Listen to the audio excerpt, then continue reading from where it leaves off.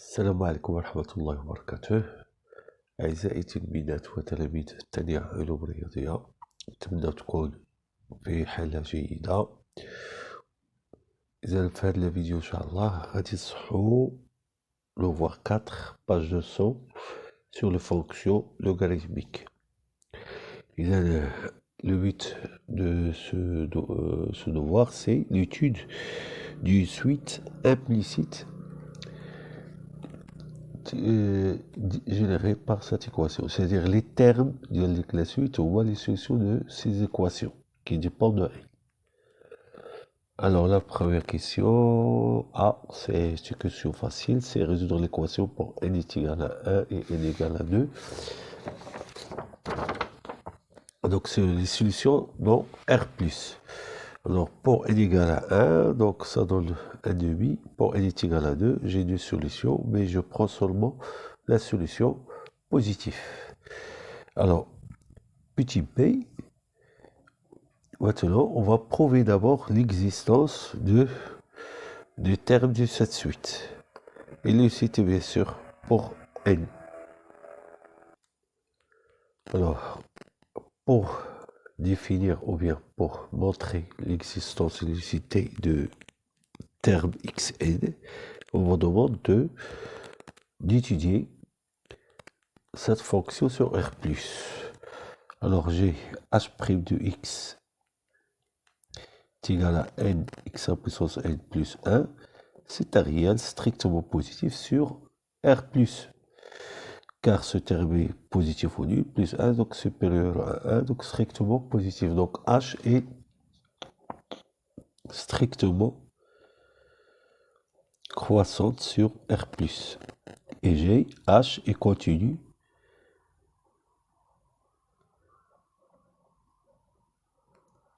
sur R+, alors h réalise une bijection de R+,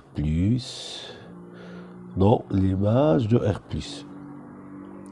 où R+, est déterminé par les formules de l'image d'un intervalle par une fonction continue et strictement monotone. F de 0 plus l'infini, c'est f de 0, la limite de f de x. Donc, qui donne moins 1, 0. Et on voit tout de suite que G0 appartient à moins 1 plus l'infini, c'est-à-dire 0 appartient à f de R. Et puisque nous avons f, c'est une bijection, alors il existe un et un seul, appartient à l'image de R+, il existe un et un seul xn dans R+, tel que f de xn, pardon, c'est pas f de x, h de xn, voilà, c'est h de xn égale à 0. Donc là, c'est h, c'est pas f. H. Donc, c'est-à-dire, il existe un et un seul xn qui vérifie l'équation xn est solution de en. Puis, on vous demande de montrer que cette solution est comprise entre 0 et 1. Là, il s'agit seulement de calculer l'image de 0, ça donne moins 1. L'image de 1, ça donne 1. Alors, j'ai moins 1 strictement inférieur à 0, strictement inférieur à 1. Donc, h de 0, strictement inférieur à h de xn, strictement inférieur à h de 1. Alors, comme h est strictement croissante sur R+, alors j'ai 0 inférieur à xn, strictement inférieur à 1. Et voilà, le commandement est démontré. Alors, je pense que la question en déduire le tableau de variation de f, donc sa place n'est pas ici, c'est dans la deuxième question. Donc on passe à la deuxième question.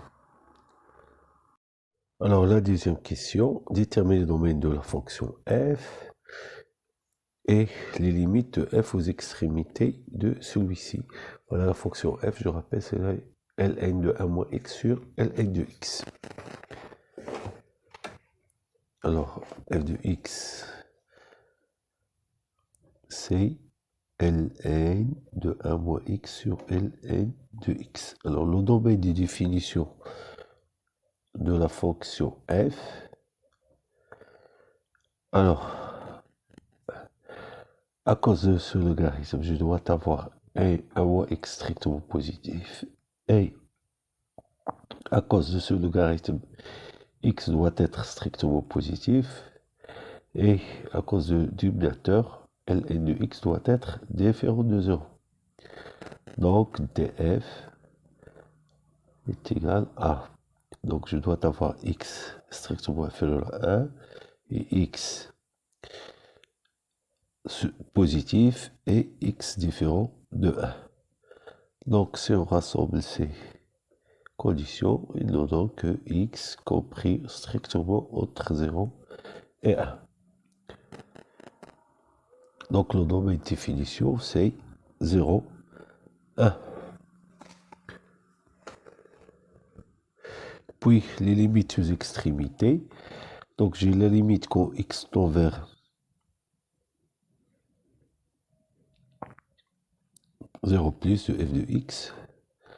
C'est la limite de ln de 1 moins x sur ln de x. Alors, la limite du numérateur c'est 0, car ça donne ln de 1, et ln de 1 c'est 0. Et là, j'ai moins l'infini. Donc 0 sur moins l'infini, ça donne 0. Voilà, on va justifier ceci. Voilà, 0 plus ln de 1 moins x, c'est ln de 1, c'est 0. Et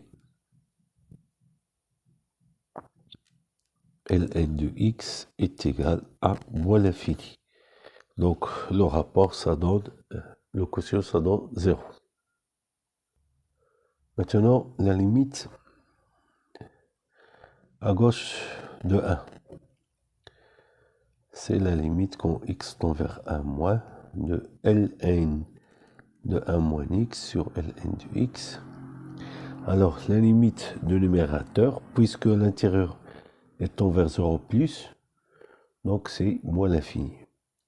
Et là, le dénominateur, ça tend vers 0, mais 0 moins. Car x est inférieur à 1. Donc ln de x est négatif. Donc c'est 0 moins. Donc le rapport, j'ai moins l'infini sur 0 moins, ça donne plus l'infini. Voilà, donc il faut bien justifier ceci. Là, j'ai moins l'infini. Et la limite de ln de x, c'est 0, mais avec un signe négatif. Donc le rapport, c'est plus l'infini.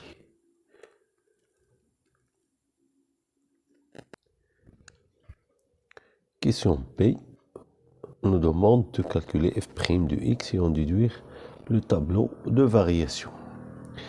Alors j'ai pour tout x dans l'intervalle 0, 1, j'ai f de x égale ln 1 moins x sur ln de x.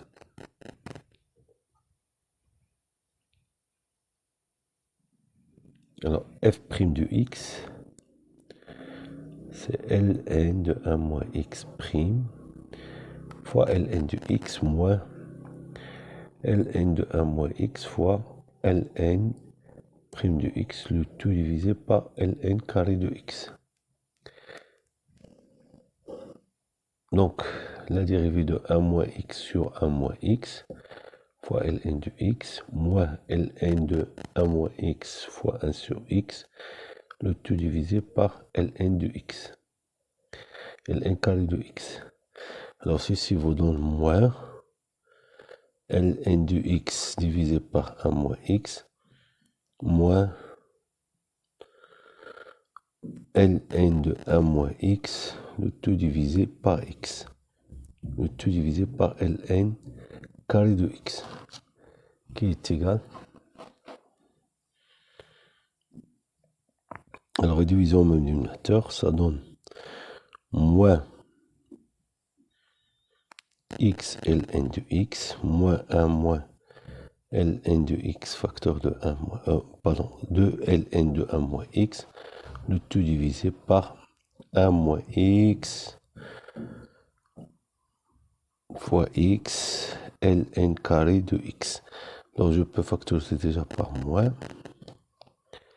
Et là j'ai x ln de x plus 1 moins x ln de 1 moins x sur 1 moins x ln carré de x. Alors d'abord, le dénominateur est strictement positif, car ln carré, c'est un réel strictement positif, et 1 moins x fois x strictement positif, car x est un réel de l'intervalle 0, 1. Donc,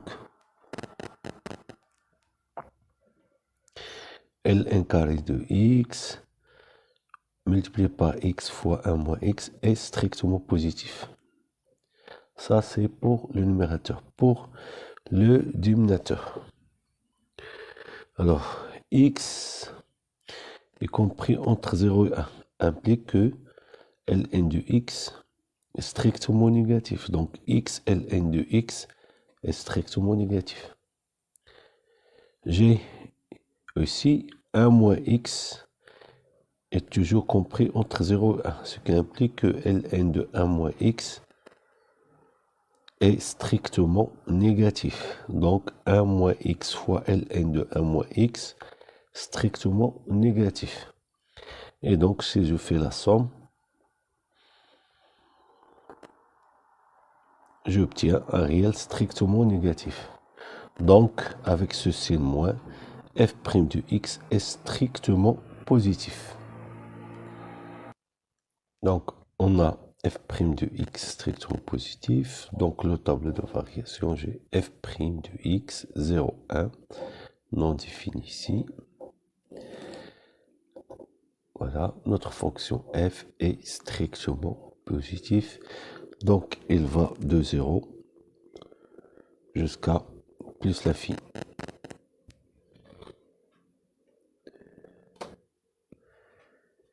Voilà, la limite en 0 c'est 0.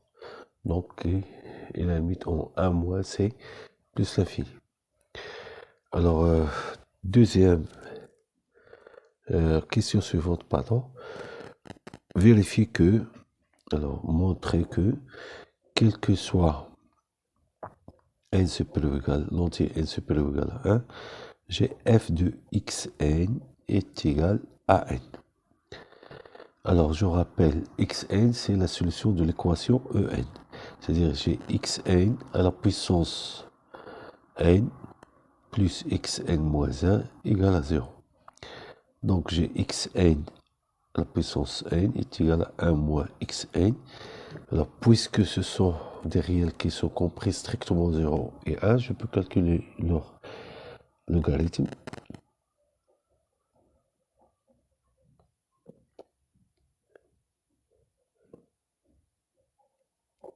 Et voilà, donc j'obtiens xn ln de x est égal à ln de 1 moins xn. Donc n est égal à ln de 1 moins xn, le tout sur lxn. Et donc n est égal à l'image de xn par la fonction f.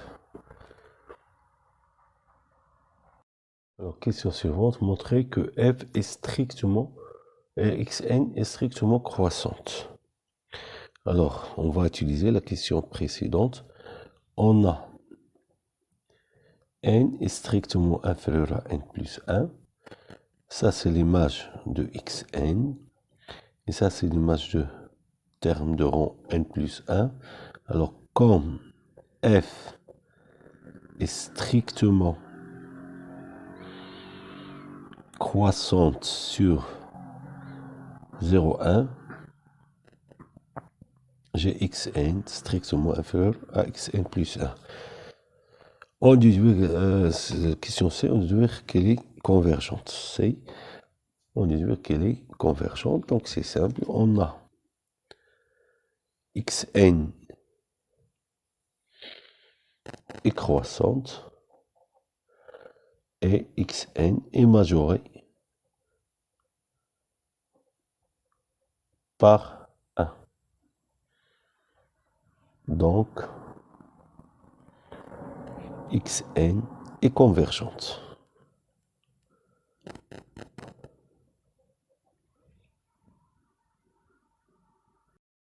Alors, la dernière question est préciser la limite de la suite xn.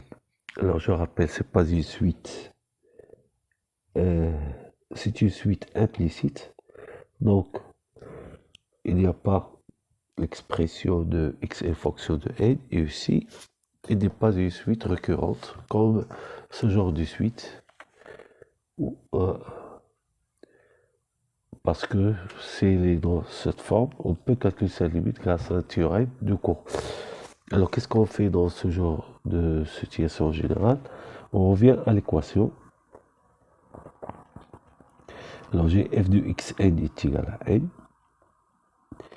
Donc, ln de 1 moins xn sur ln de xn est égal à n. C'est-à-dire ln de 1 moins xn fois n ln de xn. Alors, le raisonnement que je vais faire, alors, prenons cette suite-là. C'est-à-dire, elle tend vers plus l'infini. C'est-à-dire, ça dépend. Si xn tend vers un réel strictement positif et différent de 1, on obtient ici un réel non nul fois n c'est l'infini. Et de l'autre côté, j'obtiens un réel, c'est-à-dire cette suite a deux limites, une infinie et l'autre finie, ce qui est impossible. Donc la limite doit être égale à 1. Voilà, je recommence le raisonnement. Alors, raisonnons par l'absurde. Si j'ai une limite ici non nulle, voilà, non nulle, c'est-à-dire la limite de xn différente de 1. Alors, j'obtiens ici une limite infinie. Et là, une limite finie, ce qui est impossible. Alors, comment rédiger ceci? Alors, d'abord, commençons par, on a, quel que soit n, appartient à n étoile, j'ai xn compris entre 0 et 1. Alors, posons L, la limite de xn. Alors, j'ai xn, passage aux limites, cette inégalité, on a L est compris entre 0 et 1, mais ou égal. Voilà. Rien ne nous assure qu'il est distinct de 0 et de 1. Car lorsqu'on a une égalité stricte et on passe aux limites, alors il devient large. Voilà, un exemple simple, c'est par exemple la suite 1 sur n. Elle est strictement supérieure à 0, mais sa limite, c'est 0. D'accord? Donc, lorsque vous avez une égalité stricte et vous passez une limite, alors il faut transformer strict en large, c'est-à-dire inférieur ou égal. Alors, comment démontrer qu'il est strictement positif? C'est simple. Alors, je rappelle que xn est croissante. Donc, quel que soit n appartient à n étoile, xn supérieur à x1, c'est-à-dire xn supérieur à 1 demi. Alors, si je passe une limite, j'obtiens L supérieur ou égal à 1 demi qui est strictement positif. Donc, L est strictement positif. Et donc, j'obtiens L est strictement positif et inférieur ou égal à 1. Alors, le raisonnement que je vais faire, alors supposons que L est différent de 1. Donc, on obtient L est compris strictement entre 0 et 1. Et alors, j'ai 1 moins L est strictement positif et L est strictement positif. Pourquoi ça? Car j'ai la limite de xn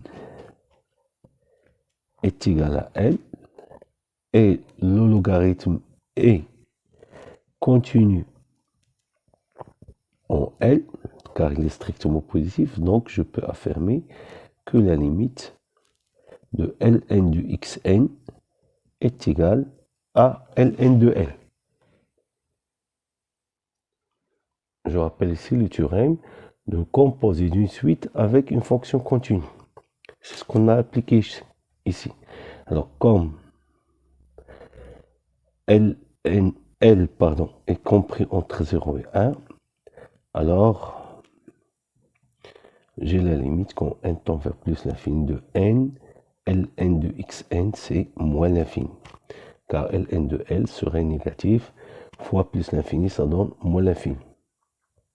L'autre côté, ou bien l'autre membre de cette égalité, c'est ça.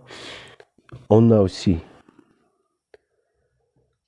1 moins L est strictement positif et j'ai Ln donc est continu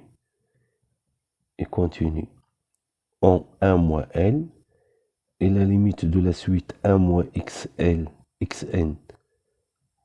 c'est 1 moins L, donc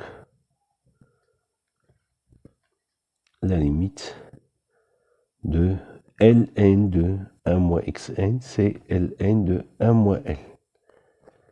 Alors je rappelle, qu'est-ce que j'obtiens? J'ai ici, on a la même suite Ln de 1 moins xn est égal à Ln de 1 moins L et la limite aussi, elle a pour limite c'est moins l'infini puisqu'ils sont identiques ci de suite, ce qui est impossible. Car la première règle que vous avez étudiée, l'unicité de la limite. Donc une suite ne peut pas avoir deux limites. Là nous avons il a pour limite Ln, le réel Ln 1 moins L et moins l'infini, ce qui est impossible. Donc la supposition qu'on a fait, L est égal à 1. Et fausse, donc L est égal à 1. Et donc la limite, c'est xn, c'est L. Donc c'est en général, c'est le raisonnement qu'on fait. Le raisonnement pas l'absurde. Toujours le raisonnement pas l'absurde. Il faut mettre une équation de ce genre et passer aux limites. Là, vous aurez toujours une limite qui est infinie, mais il reste le problème. Infini fois un réel non nul, c'est de là que commence l'idée de l'absurde. Et merci de votre attention.